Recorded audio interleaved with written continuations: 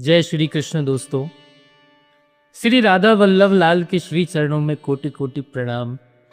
अनंत कोटि ब्रह्मांड नायक अकारण करुणा वरुणालय भक्त वांछा कल्प तरु श्री कृष्ण कन्हैया लाल की जय। परम पूज्य गुरुदेव भगवान के पावन चरणों में दंडवत प्रणाम। आज हम उस महासागर के तट पर खड़े हैं जहां गंगा यानी ज्ञान और यमुना यानी प्रेम का संगम हो रहा है। हम महाभारत के उस अध्याय के साक्षी बनने जा रहे हैं जहां कुरुक्षेत्र की रणभूमि, बाणों की शैया और मृत्यु की प्रतीक्षा, ये सब गौण हो जाते हैं। रह जाता है तो केवल एक प्रेमी और उसका प्रियतम। आज हम भीष्म स्तुति के उस अंतिम सोपान पर चर्चा करेंगे जो वेदों का निचोड़ है, जो उपनिषदों का सार है और जो श्रीमद् भागवत की आत्मा है। आइए हम भी अपनी मति को पितामह की मति के साथ जोड़ें और इस दिव्य प्रेम रस में डुबकी लगाएं। दोस्तों, जीवन भर मनुष्य दौड़ता है, बचपन में खिलौनों के पीछे, जवानी में धन और पद के पीछे और बुढ़ापे में मान सम्मान या स्वस्थ शरीर के पीछे। हम मंदिर भी जाते हैं तो हमारी झोली में एक लंबी सूची होती है। हे भगवान, नौकरी लगवा दो। हे प्रभु, बीमारी ठीक कर दो। हे नाथ, स्वर्ग मिल जाए। लेकिन आज पितामह भीष्म की स्थिति देखिए।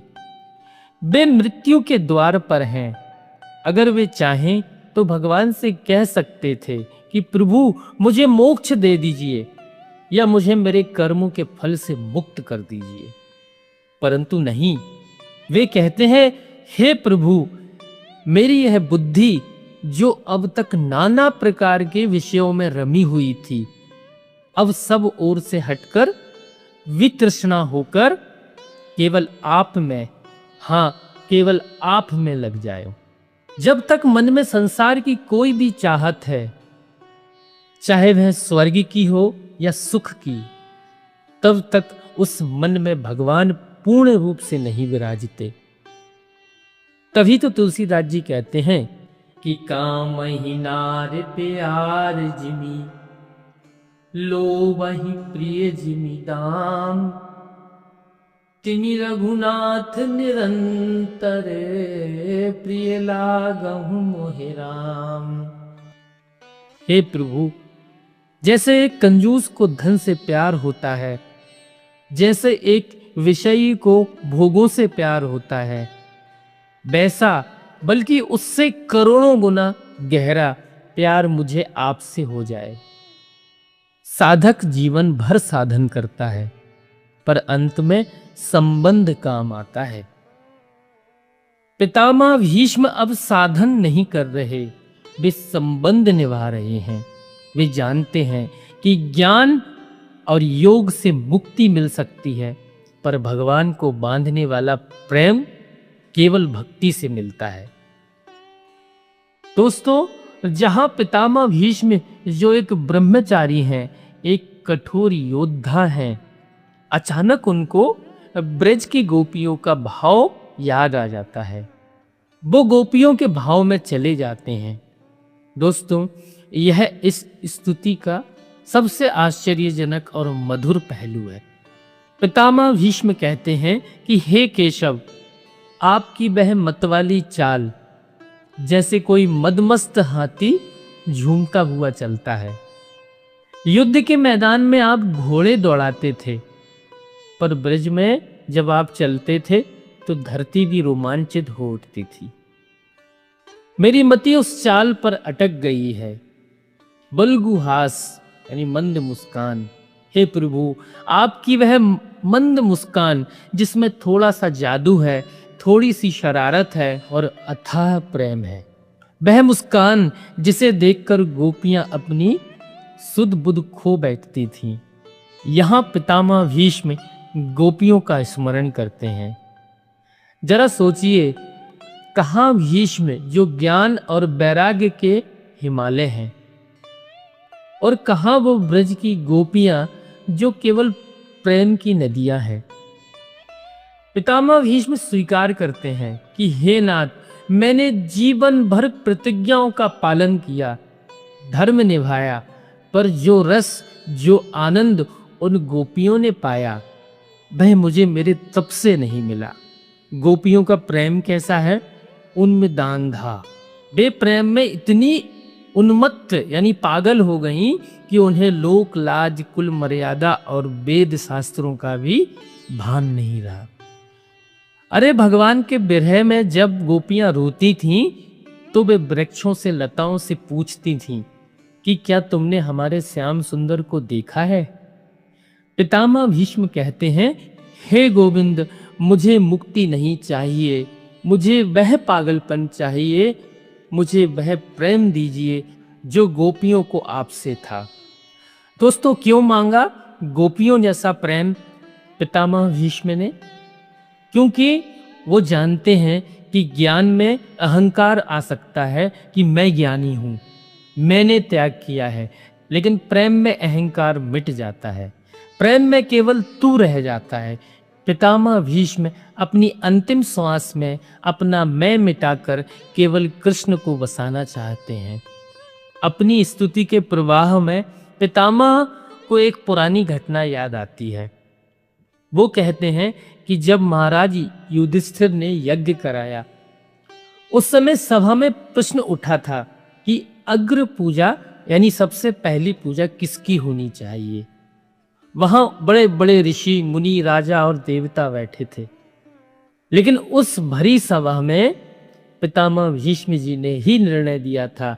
वे कहते हैं कि उस सभा में जहां त्रिलोक के विद्वान थे, मैंने आपकी ओर इशारा करके कहा था कि यही अच्युत, यही श्री कृष्ण ही जगदीश्वर हैं, यही जगत गुरु हैं, यही पर ब्रह्मा है, और मेरी बात मानकर युधिष्ठिर ने आपकी पूजा की थी।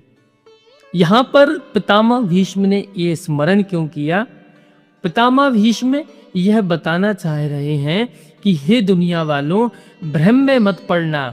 मैंने जीवन भर वेदों का मंथन किया, शास्त्रों को घोला, और अंत में इसी निष्कर्ष पर पहुंचा हूं कि कृष्णस्तु भगवान स्वयं, कृष्ण ही स्वयं भगवान है। आजकल दोस्तों हम देखते हैं कि लोग भटकते रहते हैं, कभी यहां माथा टेकते हैं, कभी वहां। भीष्म जी कहते हैं कि एक साधे सब सधे, एक श्री कृष्ण के चरण पकड़ लो, सारे देवी देवता, सारे तीर्थ, सारे धर्म उसी में समाहित हैं। जिसने कृष्ण को पा लिया उसने सब पा लिया। दोस्तों, पितामह भीष्म की इस स्थिति को समझने के लिए हमें देवर्षि नारद के भक्ति सूत्रों को देखना होगा। और नारद जी क्या कहते हैं कि यल अवदवा पुमान सिद्धो भवति, अमृतो भवति, तृप्तो भवति। अर्थात भक्ति वह पदार्थ है जिसे पाकर मनुष्य सिद्ध हो जाता है, उसे किसी सिद्धि चमत्कार की जरूरत नहीं होती। मृत्यु केवल शरीर की होती है, भक्त अपने यश और भाव रूप में अमर हो जाता है, तृप्त हो जाता है। यह सबसे बड़ी बात है। संसार में तृप्ति नहीं है। एक मकान बना लो, दूसरा बनाने का मन करता है, लाख रुपए आ जाएं, करोड़ों की भूख जगती है। पर भीष्म आज तृप्त है। वे कहते हैं, हे केशव, अब मुझे आपसे भी कुछ नहीं चाहिए, बस आप चाहिए। दोस्तों, एक बड़ा सुंदर दृष्टांत आता है कि एक बार एक राजा ने घोषणा की कि कल सुबह मेरे महल का खजाना लूटेगा, जो जिस चीज को हाथ लगा देगा वो उसकी हो जाएगी। सुबह भीड़ उमड़ पड़ी। कोई हीरे पर हाथ रख रहा था, कोई सोने पर, कोई घोड़ों पर। एक दासी आई, वह धीरे धीरे राजा की ओर बढ़ी और उसने राजा के सिर पर हाथ रख दिया। राजा ने पूछा, यह क्या? दासी ने कहा, राजन, नियम के अनुसार मैंने आपको छू लिया तो आप मेरे हो गए। और जब आप मेरे हैं तो यह सारा खजाना, यह राज्य तब अपने आप मेरा हो गया। बस यही भीष्म की युक्ति है। वे भगवान की किसी शक्ति या मुक्ति को नहीं मांग रहे, वे स्वयं भगवान को मांग रहे हैं। क्योंकि जब कृष्ण मेरे हैं तो वैकुंठ भी मेरा और मोक्ष भी मेरा। यहां पर दोस्तों एक बात और विचारणीय है कि भीष्म जी को यह दिव्य दृष्टि, यह माधुर्य भाव कैसे मिला? क्या केवल अपने तप से?